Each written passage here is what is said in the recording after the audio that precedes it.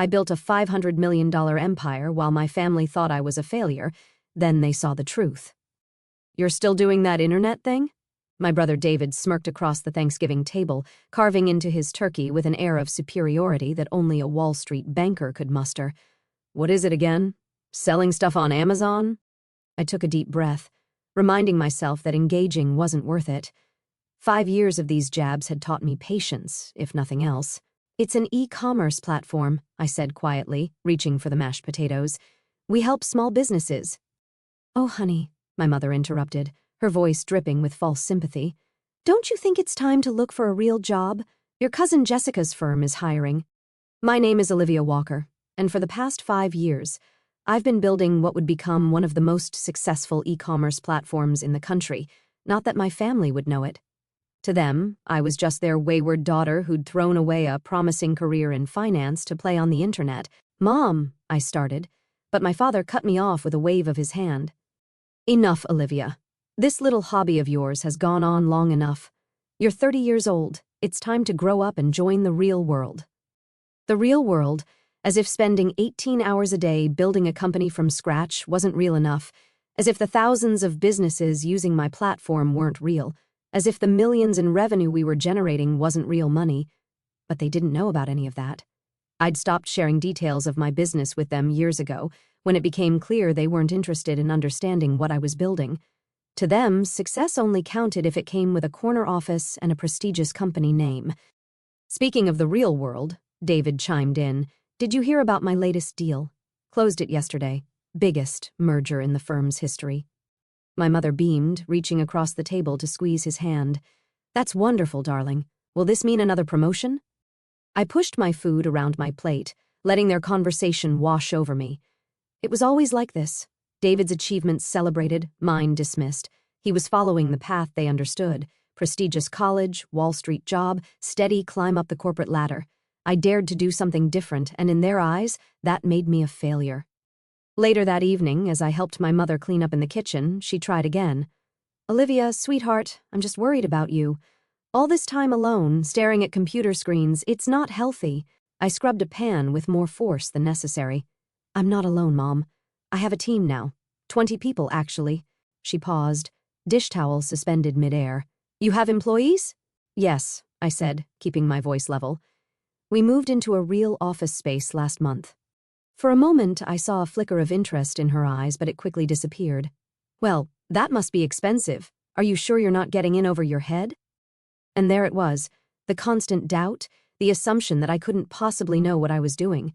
I'd stopped telling them about my successes because their response was always the same, concern, skepticism, and thinly veiled disapproval.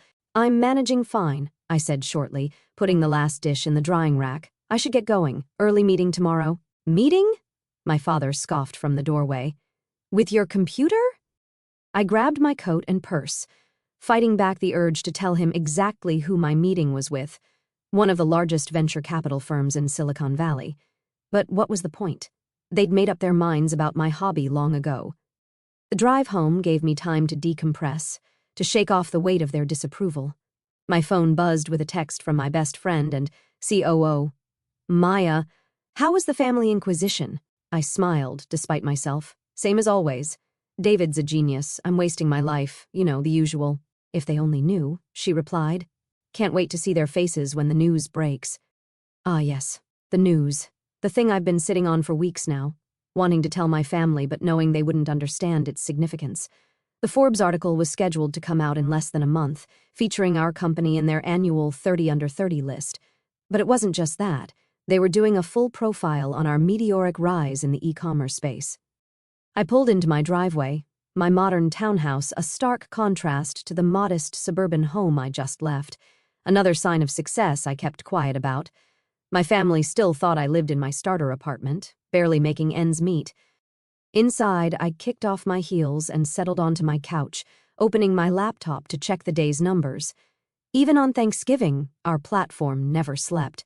The dashboard showed over $500,000 in transactions processed just today, a slow day given the holiday.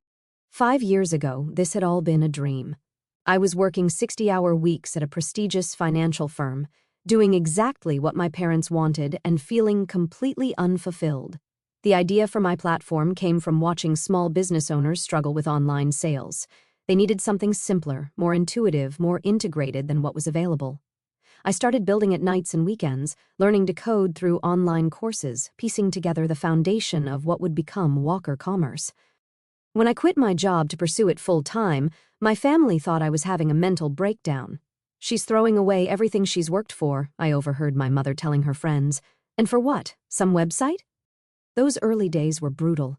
Living on savings, working from my tiny apartment, dealing with endless technical challenges and skeptical potential clients. But slowly, steadily, it started to work. Small businesses signed up. The platform grew. Revenue started trickling in. I hired Maya first, my old college roommate who'd been quietly cheering me on from the beginning. She left her corporate job to join me, believing in my vision when even I had doubts. Together, we refined the platform, expanded our services, and started building a real company. My phone buzzed again. An email from our lead developer about a new feature launch. I responded quickly, then noticed another message from our PR team about the upcoming Forbes piece. They wanted to schedule a photo shoot next week. A photo shoot for Forbes magazine. Sometimes it still felt surreal. The next morning, I was in our office early, as usual. The space was modern and open, with exposed brick walls and huge windows, a far cry from the corporate cubicles my family thought represented success. Our team would be in later, but I liked these quiet moments to focus on strategy. "You're here early," Maya said, walking in with 2 cups of coffee. She handed me one, settling into the chair across from my desk. "Still recovering from family fun?" I took a grateful sip, just the usual drama. Dad asked if I was still doing that internet thing. Maya rolled her eyes. "As opposed to what he's doing? Running the same insurance agency his father started 50 years ago? Hey," I protested weakly. "That's a real business, right?" She laughed. "Because helping thousands of small businesses succeed isn't real enough?" She had a point. Our platform had processed over $100 million in transactions last month alone. We'd helped countless small businesses survive and thrive during the pandemic by giving them easy access to online sales. Our latest valuation put us at just over $500 million. But try explaining that to people who thought success meant wearing a suit and sitting in meetings all day.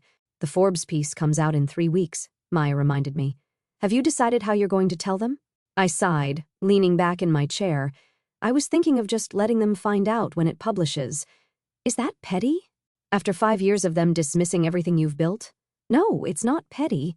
It's karma. Our conversation was interrupted by the arrival of our development team, eager to show us the latest platform updates.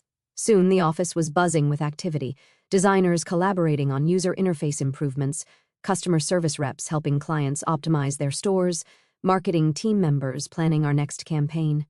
This was my real world, a thriving company built from nothing but an idea and relentless determination.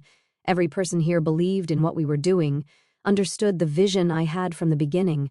Unlike my family, they didn't need to see my name in Forbes to know we were building something extraordinary. Later that afternoon, I had a video call with our newest board member, a veteran tech entrepreneur who'd invested in our latest funding round. "The numbers look fantastic," he said, reviewing our monthly report. "You've built something remarkable here, Olivia.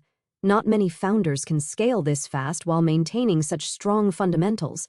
I smiled, remembering my father's dismissive comments about my little hobby. "Thank you," I said. "We're just getting started." Indeed. The Forbes piece should help with visibility. Have you thought about how this might change things? I have. Thought about it probably more than I should have. The article wouldn't just announce our inclusion in the 30 under 30 list. It would detail our growth, our valuation, our impact on the e-commerce landscape. It would make public everything I kept quiet about for years. "I'm prepared for the attention," I assured him. "We've got a solid PR strategy in place." What I didn't say was that I was more concerned about my family's reaction than any public scrutiny. How would they handle learning that their failing daughter had built a $500 million company right under their noses? That evening, as I worked late in my office, my mother called. I almost let it go to voicemail, but guilt won out. "Hi, Mom." "Olivia, honey, I've been thinking about what we discussed yesterday," she began, her voice taking on that careful tone she used when she thought she was being helpful. Jessica's firm really would be perfect for you. They even offer great benefits. I pinched the bridge of my nose, staring at the multiple monitors on my desk displaying our platform's real-time analytics. Over 10,000 transactions had been processed just in the time since she'd started talking.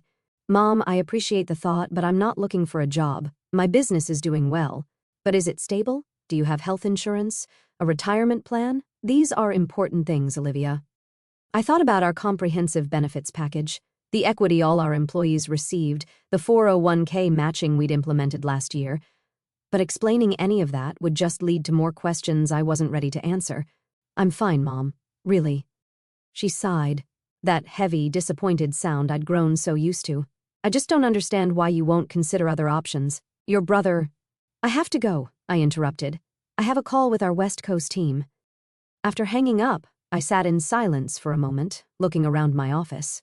The wall opposite my desk displayed our company values in bold letters: innovation, integrity, impact. Below them hung framed articles from various tech publications praising our platform's innovations. None of them meant anything to my family. They weren't from the Wall Street Journal or Financial Times, so they didn't count. Maya stuck her head in, waving a tablet. Final approval needed on the Forbes photo shoot location. They want to do it here in the office. Thoughts? I nodded. Makes sense. Just make sure they get shots of the team, not just me. This isn't a one-woman show. Speaking of the team, she said, settling into a chair, morale is through the roof since we announced the new equity distribution. People are excited about the growth. Our latest funding round had allowed us to increase everyone's equity stakes, something I was particularly proud of. Everyone who helped build this company deserved to share in its success. That's good, I said, then hesitated. Maya, am I being childish about my family? Should I just tell them everything? She considered this for a moment. Remember when you first started and they told you it was just a phase? That you'd come crawling back to your real job within 6 months? I nodded. And remember when you landed your first major client and I said it was just luck? That you couldn't build a sustainable business on the internet? Yes. And remember last Thanksgiving when your brother literally patted you on the head and said maybe you could help him build a website for his dog's Instagram? I couldn't help but laugh at that memory. Okay, I get your point. They've had 5 years to take an interest in what you're building, to ask real questions, to understand why you believed in this so much. They chose not to. Let them find out with everyone else. She was right, of course. My family's dismissal of my work wasn't just about lack of understanding, it was about lack of respect. They decided early on that my path wasn't valid, that success only counted if it followed their predetermined script. Well, they were about to learn just how wrong they'd been. The morning the Forbes article was scheduled to go live, I sat in my office staring at my phone. 3 weeks had passed since Thanksgiving, and my family remained blissfully unaware of what was coming. I declined their weekly dinner invitations, citing work commitments, which wasn't entirely untrue. Preparing for the publicity around the Forbes piece had kept us all busy. It's live, Maya announced, bursting into my office with her tablet. And it's… wow! I took the tablet from her, my heart racing as I read the headline, The Future of E-Commerce, How Olivia Walker Built a $500 million Empire from Her Apartment. The article was everything our PR team had hoped for and more. It detailed our company's explosive growth, our innovative approach to helping businesses, and the impact we'd had on the e-commerce landscape. There were photos of our office, our team, and yes, me, described as the visionary founder revolutionizing online retail. Your phone's about to blow up, Maya warned, just as it started buzzing with notifications, LinkedIn messages, Twitter mentions, email alerts, text messages from friends and former colleagues, but nothing yet from my family. They didn't exactly follow tech news. That changed about an hour later. Olivia? My mother's voice was shrill through the phone. Why is Jessica calling me asking about you being in Forbes magazine? I took a deep breath. Because I am in Forbes magazine, Mom. The article just came out this morning. But how? Why? What's this about a $500 million company? That would be my little hobby, I said, unable to keep the edge out of my voice. The one you and Dad have been telling me to quit for the past 5 years.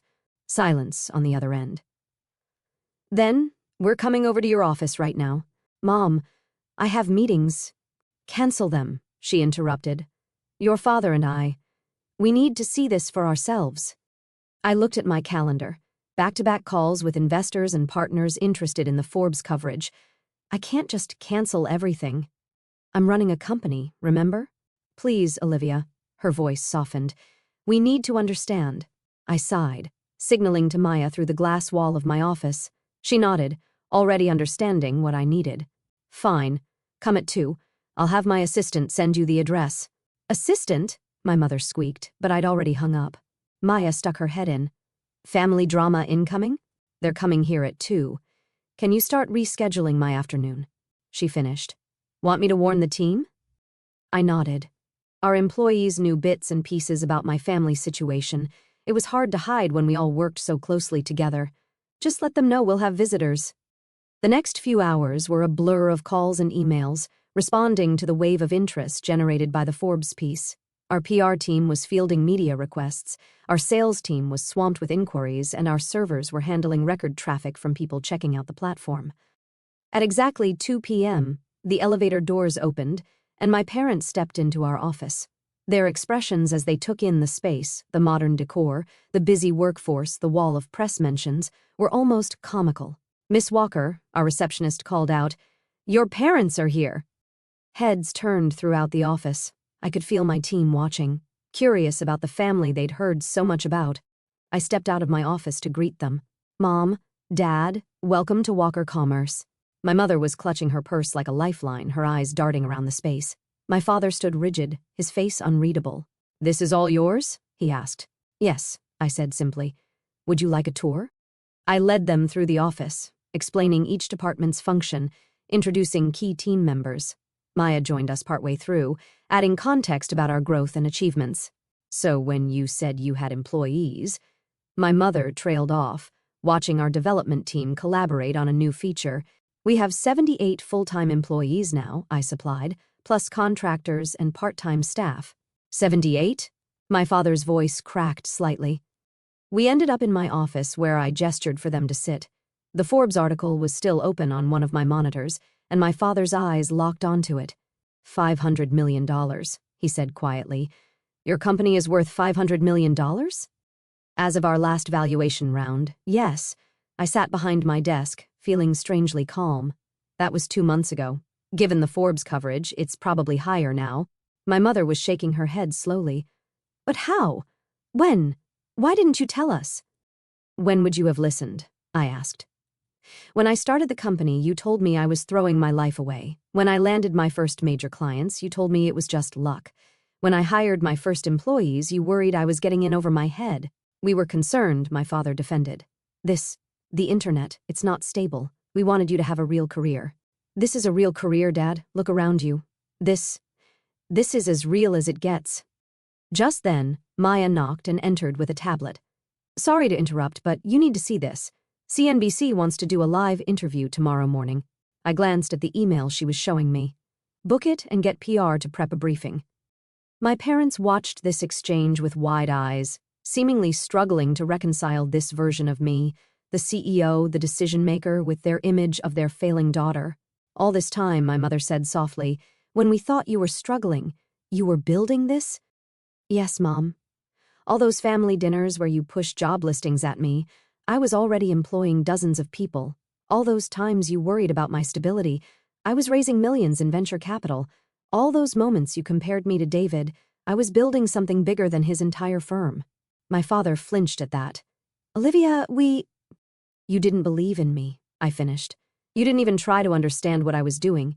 You just decided I was failing because I chose a different path." "That's not fair," he protested. "We wanted to protect you." "No," I said firmly. "You wanted to control me. You wanted me to follow your definition of success. But look where I am now.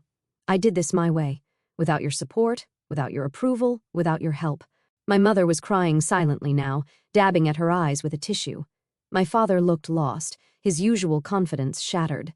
"I think," he said slowly, "we owe you an apology. Several, actually," Maya muttered from the doorway. I shot her a look, but couldn't help smiling. "Why didn't you tell us?" my mother asked again. "About any of this?" I leaned back in my chair, considering the question. Would it have changed anything? Would you have suddenly understood what I was building? Would you have stopped pushing me to get a real job? They exchanged glances, unable to answer. That's what I thought, I said. I stopped telling you about my successes because you'd already decided I was failing. Nothing I said would have changed your minds until something like this. I gestured to the Forbes article, forced you to see the truth. Just then, my phone buzzed with another notification. I have a call with Singapore in 5 minutes, I said, standing. Maya can show you out. Singapore? My father repeated weakly. We're expanding into Asian markets, I explained. The call's with our new regional partners. My mother stood, clutching her purse. Olivia, please, can we have dinner tonight? As a family? We need to talk about all this. I looked at them. Really looked at them. My father, who'd spent years telling me I was wasting my potential, my mother, who'd worried I was throwing my life away, they looked smaller somehow, their certainty about the world and their place in it shaken. I can't tonight, I said. We're having a company celebration for the Forbes piece, but maybe this weekend. They nodded, accepting a small concession. As they turned to leave, my father paused at the door. We were wrong, he said quietly. About everything. I hope you can forgive us. After they left, Maya returned to my office. Well, that was intense. I laughed, but it came out shaky. 5 years of dismissal and doubt ended by one magazine article. Not just any article, she corrected. A Forbes profile about the $500 million company their failing daughter built while they weren't paying attention.